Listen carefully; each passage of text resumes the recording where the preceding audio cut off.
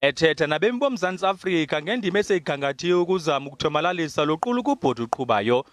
Umphathiswa obambeleyo kwi-ofisi yobongameli uKhumbudzo Ntshavheni uthi angapha kwe-5,000 amalungu e-SANDF namanye amalungu omthetho aza kuthi asasazwe kweli lizwe. Ubongoze abemi belo koba mabathi thomololo ke ngoku kuba izinto zizawubuyelwa esiqhelweni ngokukhawuleza nje. Currently, 5,000 members of the South African National Defence Force have already deployed on the ground.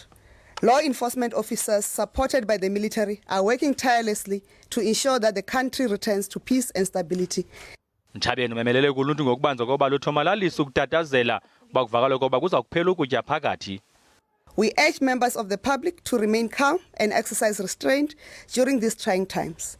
Government is working with the National Consumer Goods Council to ensure food security. Lo mphathiswa ubambele ukhusele ikhabhinethi ngelithi kangabalala emqokozweni ngethuba kuqhubekeka loqulu kubhodi kweli lizwe.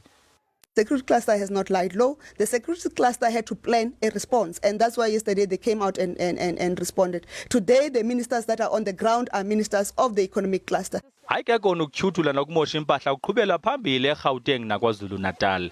Ndingu Abongile Dumako kwindaba ze-SABC eGauteng.